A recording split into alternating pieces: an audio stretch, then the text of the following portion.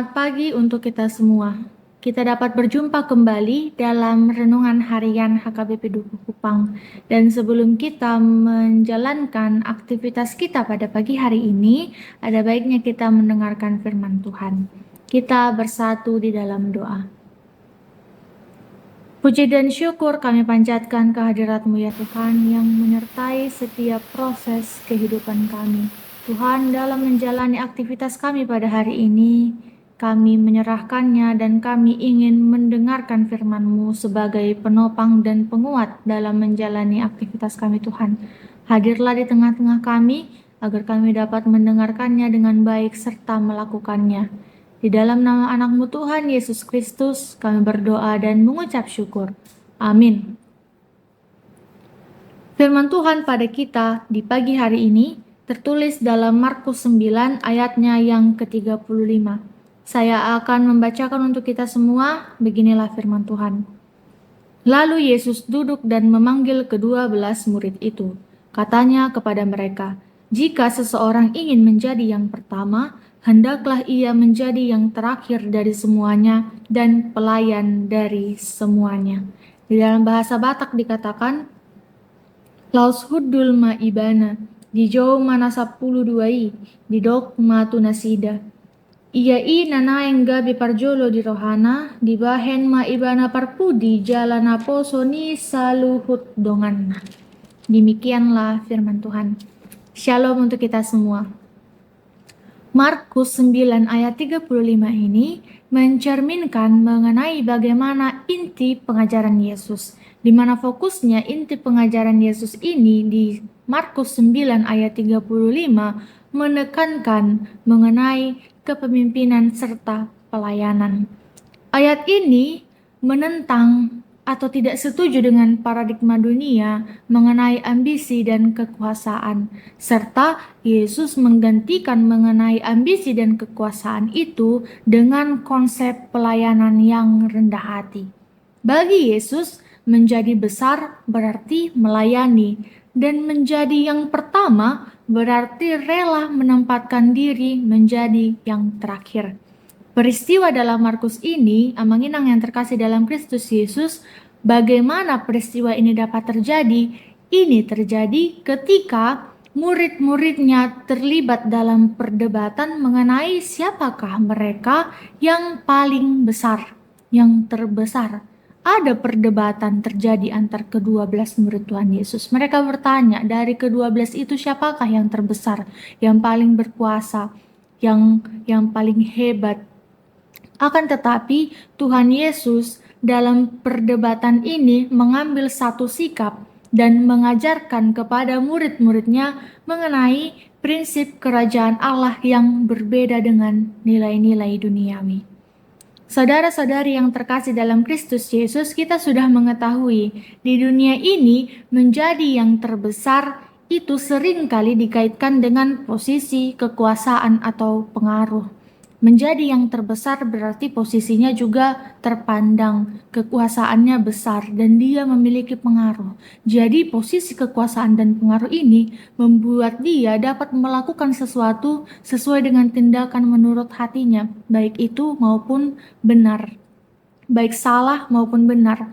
Dia mengaitkannya semuanya dengan keinginan individunya dan sesuai dengan keinginan duniawinya. Namun, di balik pemahaman dunia yang dikaitkan terbesar itu adalah posisi kekuasaan dan pengaruh, Tuhan Yesus menunjukkan bahwa kebesaran yang sejati terletak pada kerendahan hati dan pelayanan kita kepada orang lain.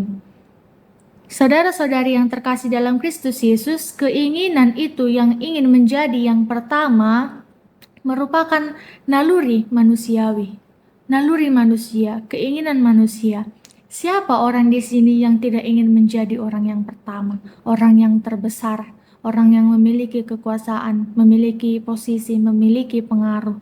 Akan tetapi, naluri kita sebagai manusia yang ingin menjadi terbesar, Yesus ingin mengarahkan, menunjukkan kepada kita bagaimanakah posisi besar yang benar, yaitu melalui pelayanan kepada sesama kita.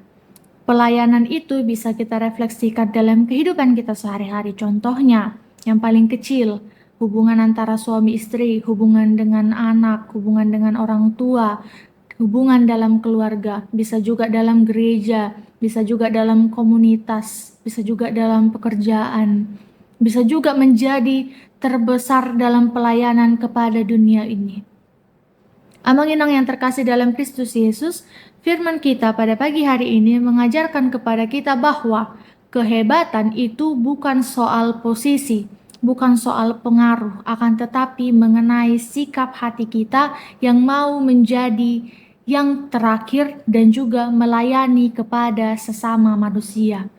Kepemimpinan itu bukan soal dilayani, akan tetapi mau melayani. Dalam realitasnya, amang-inang yang terkasih dalam Kristus Yesus, jika ada seorang pemimpin, pemimpin itu biasanya selalu dilayani. Minumnya diambilkan, makannya diambilkan, dia diantar pakai mobil yang mewah. Akan tetapi, Yesus ingin mengajarkan kepada kita bahwa seorang pemimpin yang ingin menjadi yang terbesar itu artinya dia mau mengambil dan harus mengambil sikap untuk melayani. Seperti Yesus yang turun ke dalam dunia ini, dia mengambil sikap melayani orang-orang yang berdosa, melayani orang-orang yang tersesat, melayani orang-orang yang membutuhkan bantuan. Maka kita, jika kita ingin menjadi orang yang terbesar, pelayanan itu harus kita lakukan kepada sesama kita.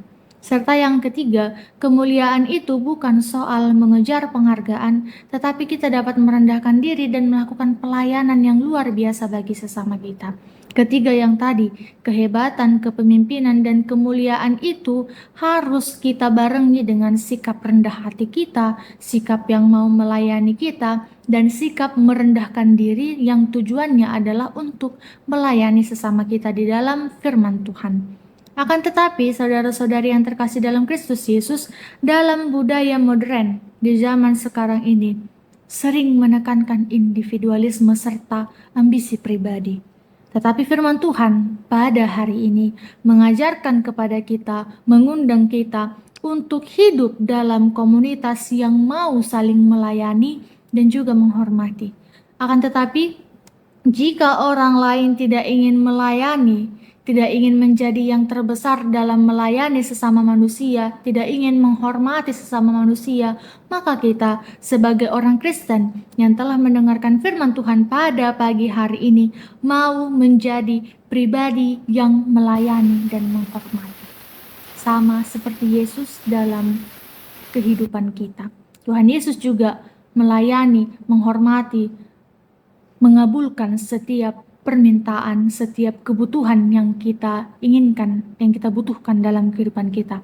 Maka untuk menerima pelayanan yang diberikan Tuhan dalam kehidupan kita, kita juga dapat mencerminkan pelayanan Tuhan Yesus itu kepada sesama manusia. Kita tanda bahwa kita adalah anak-anak Allah, karakter Allah hidup di dalam kehidupan sehari-hari kita. Kiranya Tuhan Yesus memberkati kita semua yang hadir pada renungan pagi hari ini untuk dapat menjadi yang terbesar dalam pelayanan kepada sesama. Amin. Kita bersatu dalam doa.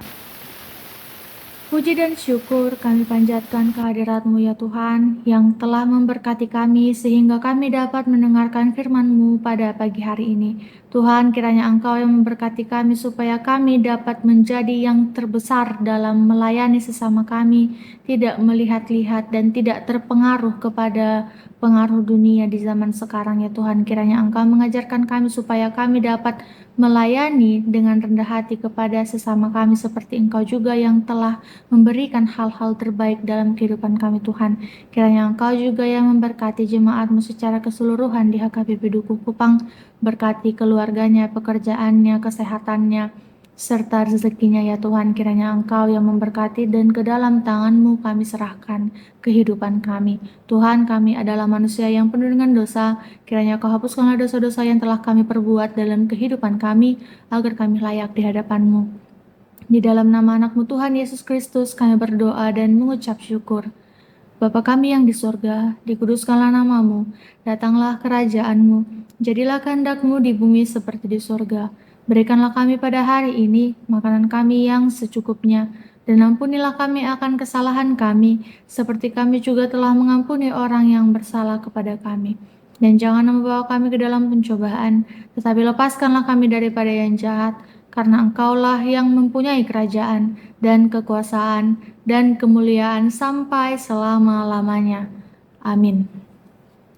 Selamat pagi untuk kita semua. Tuhan Yesus memberkati. Shalom.